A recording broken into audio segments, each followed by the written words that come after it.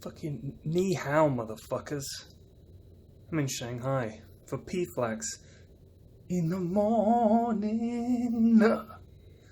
I'm not gonna do it this way the whole time because I'd have to hold the camera up, but welcome to TI9. Look at this shit. Look at this shit. It just goes up and up and up forever. Nice hotel. Let me just get situated here.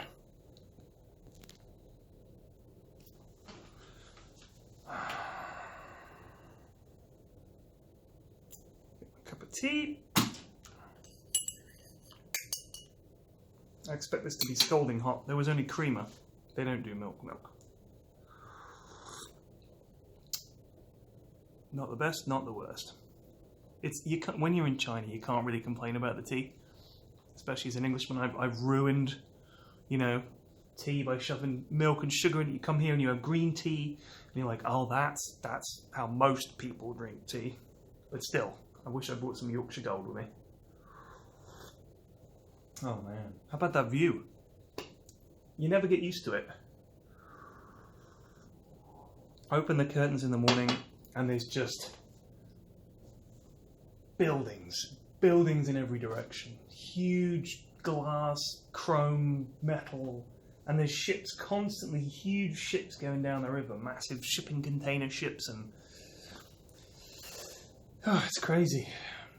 I mean, when you come from Twickenham to this, it's kind of like, oh, this is what a big city looks like. You know what I mean? Because I always think I live in London, but I live in the suburbs of London, and London is, right. First of all, London is a lot smaller than Shanghai. It's like a third the size, less than a third the size. We're going to go out of focus occasionally because my camera phone's kind of fucked up. But so London is like 8 million, 9 million people. Shanghai is like 30 million people. So it's pretty crazy how busy it is. And you think London's big, and then you realize it's not once you've been to Shanghai. London's still big, but it's not big. You know what I mean? It's like it's city sized. It's capital size. It's a decent sized city. But this place is fucking huge, and everything about it is big.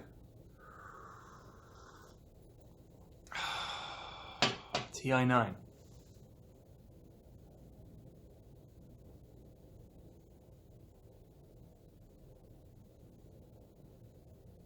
I've been to 7 TIs now. 7. That's nuts. That is nuts. It's changed so much in the way that it's done, like the way it's put together at every level. There's people whose job it is to do things now that previously no one knew how to do, sort of thing. Like the expertise in terms of putting on an event is just so much higher than it was. It's crazy. Everybody's so much more experienced. There's all these companies, all these jobs that you had previously never heard of are now a thing. The standard of play is better. The standard of hotel is unbelievable, as you've seen. It just feels, dare I say it actually feels international. It feels like a major tournament. You know, when you're here, and it doesn't feel like a fan thing. It doesn't feel like fan service or like a convention, or it doesn't feel like this is like a nice thing to do and let's hope that it goes well and this is for the game. It feels like no, this is a major tournament. And I think the production and all the stuff around it now reflects that. They've just got so many damn people and they all know what they're doing. It's crazy. And then they still hired me. I slipped under the radar. Amazing. Good morning, by the way. Good morning. It's nice to be back. We couldn't really do much PFlax in the morning at TI8 because I didn't wake up early enough, I think. But here I woke up at 6 a.m., which is 10 p.m. back home. So I fooled myself into sleeping for about 6 hours by saying to it, it's not the middle of the day. Are you crazy? It's midnight. You gotta go to sleep. And my body was like, really? I was like, yeah. And it kind of bought the ruse, but we'll see. Last night I did something I'd never done before. And I apologize to all my British brothers and sisters out there. I played basketball.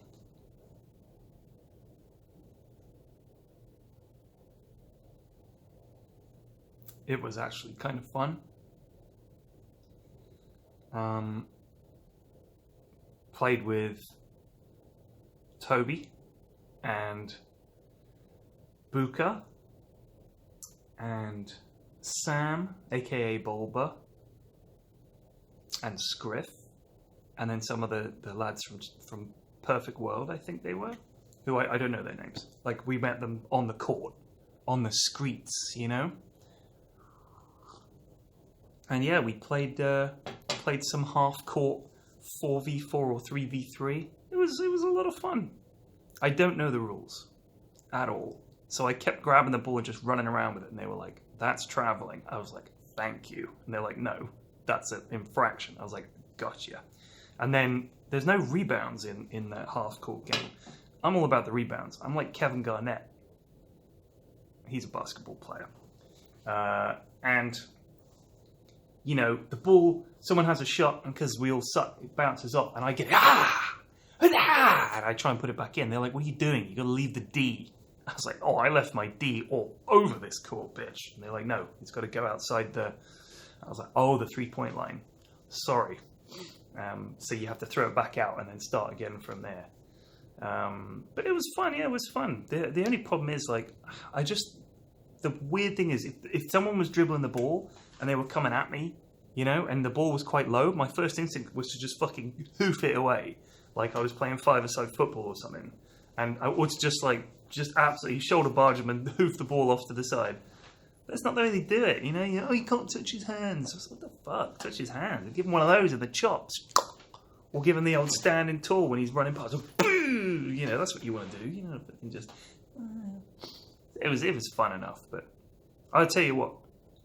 Jack, as in Jack that falls asleep on the panel, Jack, and Gabe, as in lyrical Gabe, unbelievable people. They've got this real pretty, like, it just sort of goes, and it just swishes through nothing but net. And I was like, damn. And they've got like this, Gabe's got this move, like Michael Jordan, where he runs up and does this little, you think it's going this way, and then you're like, oh, and then he just goes, and it goes around the other way. I was like, damn, Gabe, it's a pretty little, so fair play to the lads.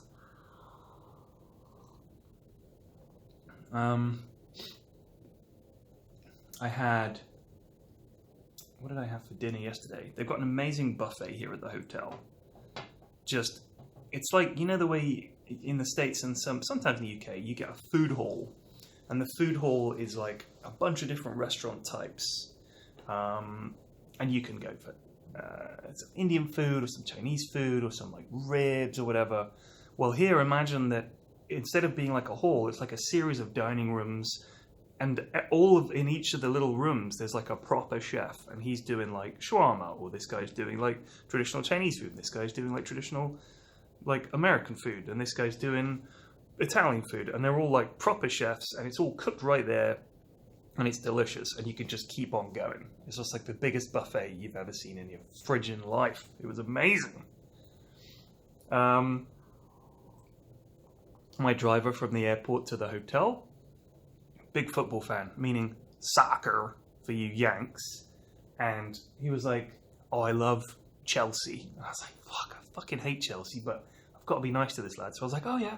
I said, yeah, where I live in Twickenham, there's loads of Chelsea fans. He was like, oh.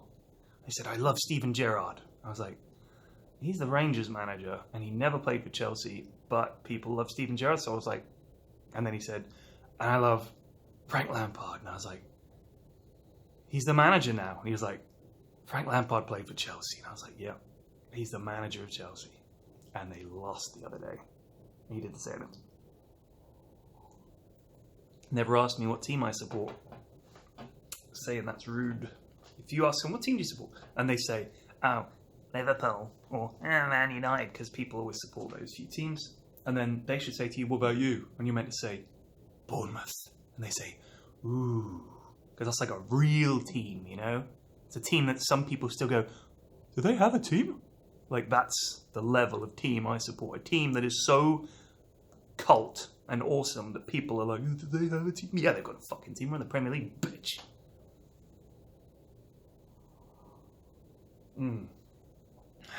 So, me and DJ Wheat and Dakota, aka Cottle Guy, and Ken, aka Hotbeard, and Jake, aka Sir Action Slacks. I could have said Marcus, aka DJ Wheat, but he'll always be Wheat to me. We're doing the late game. We start on, like, I guess Monday. Been to the place where we're going to be shooting it, and it's nice. We got a pub this year. We got our own little pub. I mean, the pub where we had it last year, god damn, what was it called? The pub in Vancouver was called the Shrimp House. The Iron Brew. The... Christ. Gas... But Gasworks, Alright guys, welcome to the late game. We're down here live from the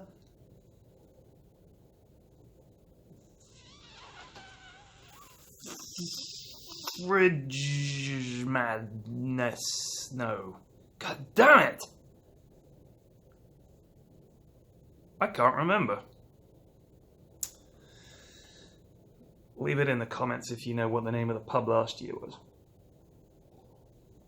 A cup of tea is unacceptable, but it's going to have to do. It's like, you know, when you get shot down over enemy territory, not that this is enemy territory, but you crash land, you open up your supplies, you've got your compass, you've got your medical kit, you've got a tiny bit of suture, whatever suture is, like a little knife, signaling flare, all that kind of stuff. Whenever I get to a hotel, I feel like crash landed in another country. I'm like, right, what's the tea situation? Is it good? Can I get a cup of tea? And I could. So it'll do. See, my camera does that pulsing thing. Like if I hold still, it does that. Look. Like its heart beats. See? See? It's weird, isn't it? Gotta be careful. Keep it on the DL.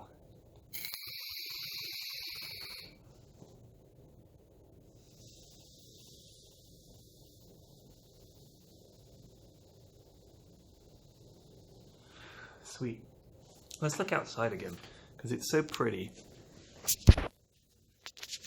the basketball court. That's where we played it on a tennis court.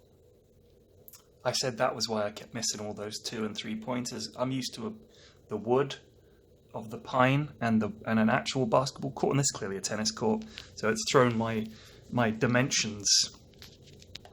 You know what I'm saying? I said that a lot. I said, you feel me? And they knew. They felt me. Oh, man. So... this is like a city where things like there's businesses and shit going on all the time. Look, there's all kinds of stuff going on behind me. There's like boats coming up the river and industry, and you go past a lot of factories. And being from where I'm from in the UK, there's not really much heavy industry. You know what I'm saying? It's like it's pretty much gastropubs, banks that used to be banks that are now pubs. Coffee shops and farmers markets and stuff like that, and you think, oh, this is what a country that really makes stuff looks like, you know?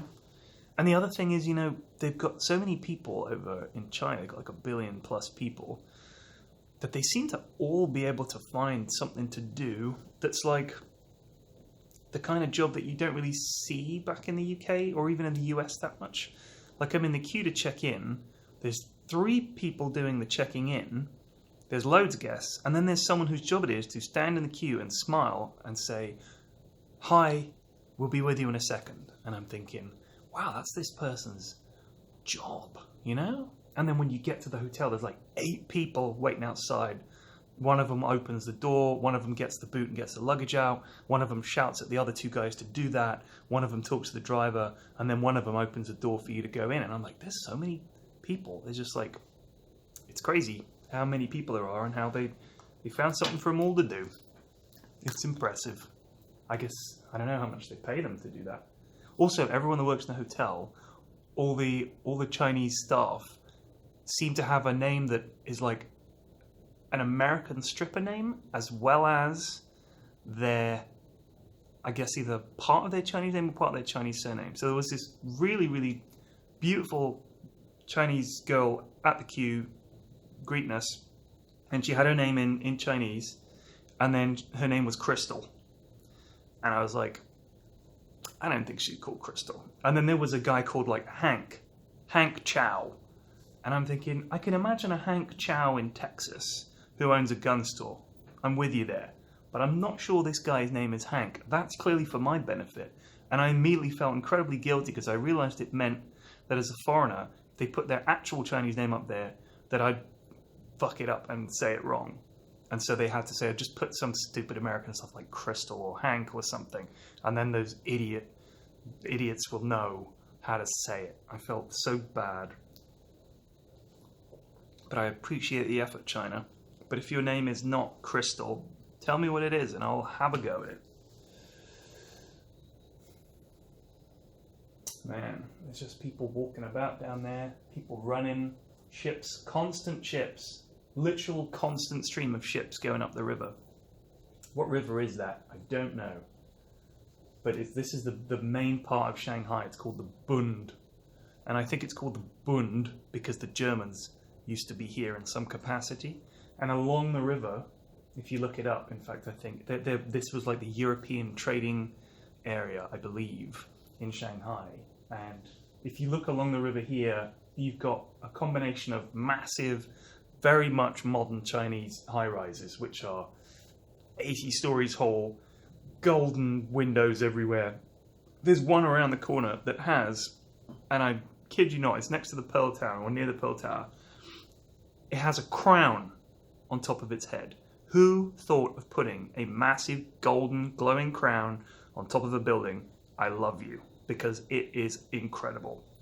It's like a building, and then it's not a crown like this. It's like comes out. It's like, oh, huge golden glowing crown. I was like, that's how you top a build. Not what do you put at the top of a building? Just flat, just a sign? No, you give it a crown. It's amazing. But then you've also got these very European-style buildings. Honestly, some of them, it looks like you're on the south bank of the Thames looking across to the north bank. There's a row of buildings, look like were once government buildings and stuff like that. They've taken that style and transplanted it straight to Shanghai. Now, if you wanted to do some extracurricular reading, you could look up the history of the Bund in Shanghai, B-U-N-D, and I'm sure it was either Germany or, I mean, honestly, when you travel around as an Englishman, you realize what a dick we've been to so many places, so you kind of bump into stuff for like, why is that there? And then they'll be like, colonial. And you're like, oh yeah, that was when we were dicks. Now, of course, we're some of the most popular people when it comes to international relations. We're just so good. And on that bombshell, I'm going to see you guys tomorrow. Uploading to YouTube might be tricky because of the great Chinese firewall. Everybody has VPNs and things that, like, all the Chinese people I talk to.